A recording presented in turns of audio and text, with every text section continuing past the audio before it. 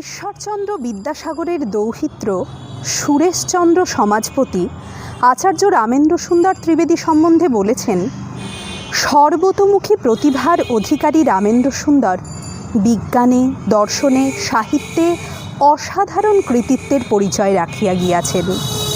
দর্শনের গঙ্গা, বিজ্ঞানের সরস্বতী ও সাহিত্যের যমুনা, মানব চিন্তার এই ত্রিধারা রামেন্দ্র সঙ্গমে যুক্ত বেণীতে পরিণত হইয়াছিল। এই বঙ্গমাতার আপন সন্তান 1271 বঙ্গাব্দের 5ই ভাদ্র মুর্শিদাবাদের জেমো-কান্দিতে জন্মগ্রহণ করেন। ছেলেবেলা থেকেই বিদ্যাচর্চায় অনন্য সাফল্য লাভের পাশাপাশি পিতা গোবিন্দ সুন্দর ত্রিবেদীর কাছ থেকে যে স্বাদেশিকতার শিক্ষা তিনি পেলেন, তা তাঁর সমগ্র কর্মজীবনে প্রতিফলিত হল। লোভনীয় সুযোগ পাওয়া সত্ত্বেও তা প্রত্যাখ্যান করে রামেন্দ্র সুন্দর রিপন কলেজের অধ্যাপক ও পরে অধ্যক্ষ হিসেবে বঙ্গমাতার সেবায় নিজেকে নিয়োজিত করেন। তিনি পদার্থ ও রসায়নবিদ্যার ক্লাসে বাংলা ভাষায় পড়াতেন। শোনা যায়, বিশ্ববিদ্যালয়ের উপদেশক রূপে প্রবন্ধ পাঠের নিমন্ত্রণ তিনি একাধিকবার ফিরিয়ে দেন, কারণ তিনি বাংলায় তা পড়ার অনুমতি পাননি এবং অচিরেই বাংলায় প্রবন্ধ পাঠের অধিকার তিনি আদায় করেন। স্বাদেশিকতা, বিজ্ঞান সাধনা, বিজ্ঞান ও সাহিত্যের মেলবন্ধন ও মাতৃভাষা ভক্তির নিরিখে তিনি চিরস্মরণীয় বঙ্গবীর।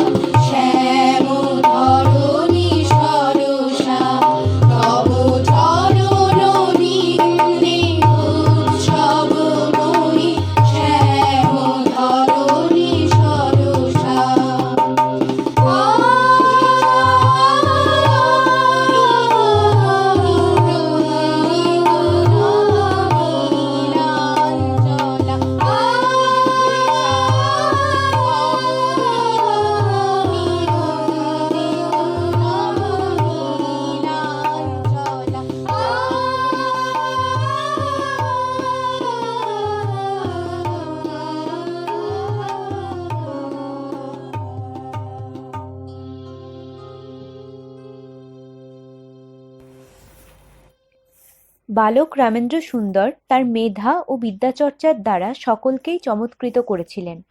1870 খ্রিস্টাব্দের 25শে মে তিনি প্রথম বিদ্যালয়ে প্রবেশ করেন এবং প্রতি বছর প্রথম স্থান অর্জনের ধারাবাহিকতা বজায় রেখে 1875 খ্রিস্টাব্দের নভেম্বর মাসে ছাত্রবৃত্তি পরীক্ষাতেও সর্বোচ্চ স্থান পেয়ে গভর্নমেন্ট প্রদত্ত বৃত্তি লাভ করেন। 1876 তিনি কান্দি রাজ উচ্চ বিদ্যালয়ে ভর্তি হন ও 1881 খ্রিস্টাব্দে এই স্কুল থেকেই এন্ট্রান্স পরীক্ষায় প্রথম হয়ে বৃত্তি লাভ করেন। এরপর প্রেসিডেন্সি কলেজে পড়াকালীন তিনি ফার্স্ট আর্টস পরীক্ষায় দ্বিতীয় স্থান অধিকার করেন এবং মাসিক 25 টাকা বৃত্তি সহ গোয়ালিয়র সুবর্ণপদক প্রাপ্ত হন। 1886 খ্রিস্টাব্দে বিএ পরীক্ষায় কেমিস্ট্রি অনার্সে সর্বোচ্চ স্থান পেয়ে 40 টাকা ছাত্রবৃত্তি লাভ করেন। পরের বছর বিজ্ঞান বিভাগে পদার্থ ও রসায়ন উভয় বিষয়েই এমএ পরীক্ষায় প্রথম স্থান পেয়ে সুবর্ণপদক ও 100 টাকা মূল্যের বিজ্ঞান বিষয়ক গ্রন্থ পুরস্কার পান। আবার 1888 খ্রিস্টাব্দে রামেন্দ্র সুন্দর পদার্থবিদ্যা ও রসায়ন পরীক্ষা দিয়ে প্রেমচাঁদ রায়চাঁদ ছাত্রবৃত্তি লাভ করেন। একটি সুবর্ণপদক ও 8000 টাকা ছিল বৃত্তির পরিমাণ। এই পরীক্ষার পরীক্ষকগণ যে রিপোর্ট পেশ করেন তাতে রামেন্দ্র সুন্দর সম্পর্কে বলা হয়েছিল, "The candidate who took up chemistry and physics appears to be about the best student who has yet taken up these subjects for the examination and on this account deserves recognition." সর্বশাস্ত্র বিশারদ অথচ নিরহংকার এই মানবশ্রেষ্ঠ ভারত ধর্ম মহামণ্ডল প্রদত্ত বিদ্যাসাগর উপাধি কোনোদিন ব্যবহার করেননি। তিনি বলেছিলেন, ঈশ্বরচন্দ্র বিদ্যাসাগর একজনই, কাজেই এই উপাধি গ্রহণে তিনি অসমর্থ। তার বিএ ও এমএ পরীক্ষার আসল শংসাপত্র ও 1818 খ্রিস্টাব্দের ডিসেম্বরে বারাণসী ভারত ধর্ম মহামণ্ডল প্রেরিত বিদ্যাসাগর উপাধি প্রদানের আসল শংসাপত্রটি কান্দি আচার্য রামেন্দ্র সুন্দর স্মৃতি সংগ্রহশালায় সযত্নে রক্ষিত আছে।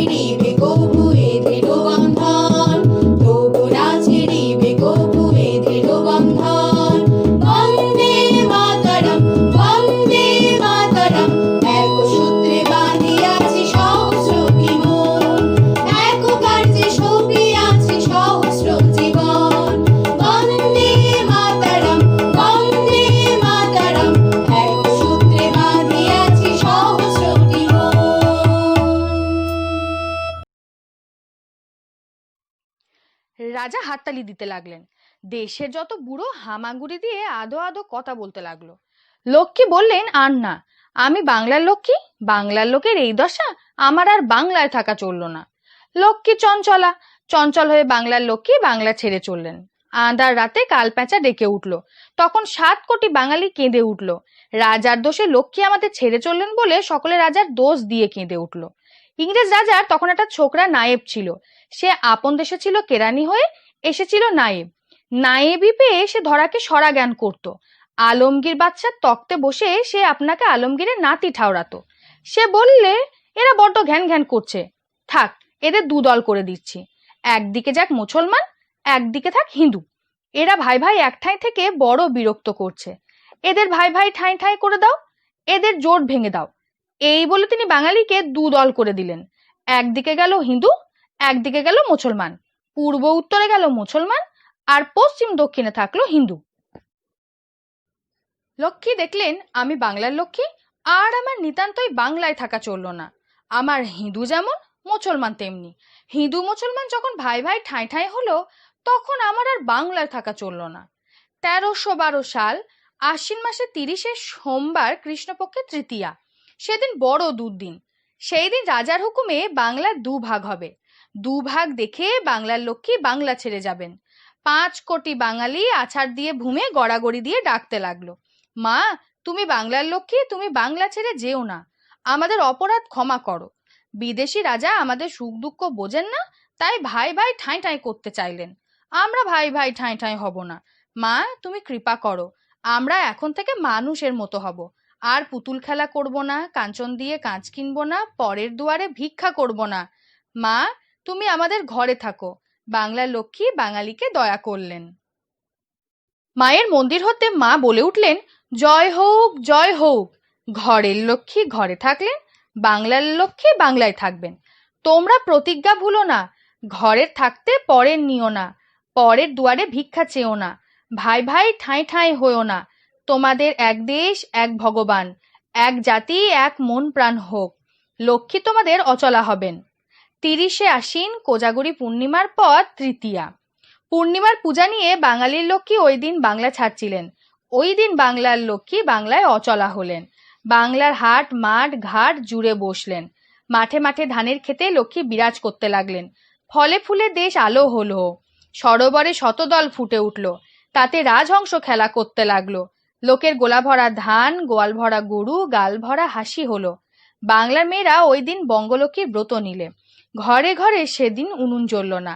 হিন্দু মুসলমান ভাই ভাই কোলাকুলি করলে, হাতে হাতে হলদে সুতোর রাখি বাঁধলে, ঘর পেতে বঙ্গলক্ষ্মীর কথা শুনলে। সবাই বলো, ভাই ভাই এক ঠাঁই, ভেদ নাই ভেদ নাই, ভাই ভাই এক ঠাঁই, ভেদ নাই ভেদ নাই, ভাই ভাই এক ঠাঁই। ভেদ নাই ভেদ নাই।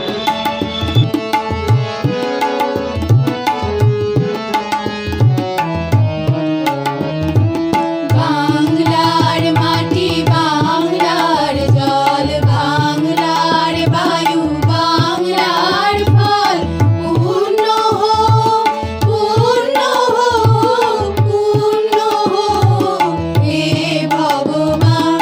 বাংলার মাটি, বাংলার জল, বাংলার বায়ু, বাংলার ফল, পূর্ণ হোক, পূর্ণ হোক, পূর্ণ হোক হে ভগবান।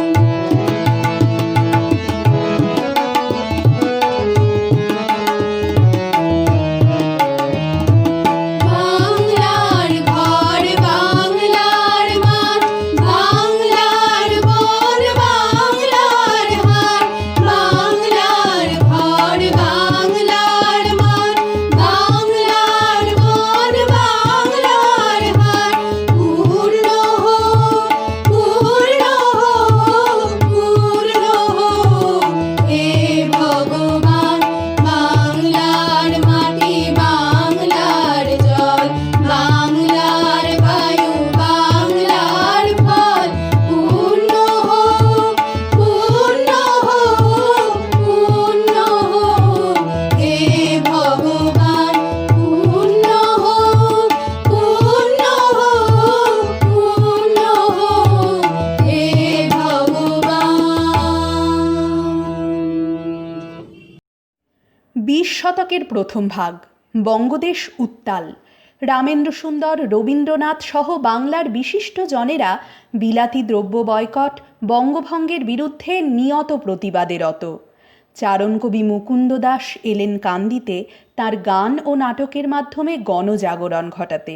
তিনিও রামেন্দ্র ভাবনায় ভাবিত হয়ে বললেন, ছেড়ে দাও কাঁচের চুড়ি, বঙ্গ নারী আর পোড়ো না, জাগো গো জননী ও ভগিনী, মোহের ঘুমে আর থেকো না, কাঁচেরও মায়াতে ভুলে শঙ্খ ফেলে, কলঙ্ক হাতে আর পোড়ো না। অবহেলে থাকলে বসে কাঁদতে হবে সারা জীবন, অবহেলে থাকলে বসে কাঁদতে হবে সারা জীবন। যুগ যুগান্তের তপস্যাতে মিলেছে এই লগন, যুগ যুগান্তের তপস্যাতে মিলেছে এই লগন। ঘরের মাঝে হাল ধরেছে, নিচে পরের মুখ তাকাও, ঘরের মাঝে হাল ধরেছে, নিচে পরের মুখ তাকাও। গান এসেছে মরা গানে, করতে হবে না, তোমরা এখনো ঘুমাও, তোমরা এখনো ঘুমাও। গান এসেছে মরা গানে, করতে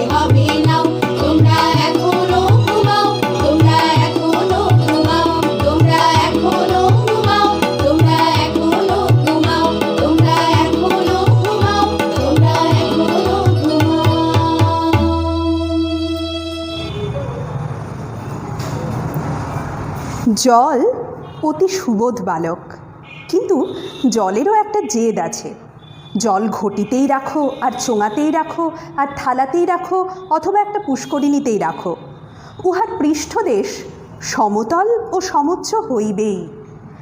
জলের এই তারল্য, এই টলটলে ঢলঢলে ভাব, এই ঢলিয়া পড়ার, এই প্রবাহ জন্মানোর প্রবৃত্তি তেলে আছে, ঘিয়ে আছে, ঘোলে আছে, আবার গুড়েও আছে।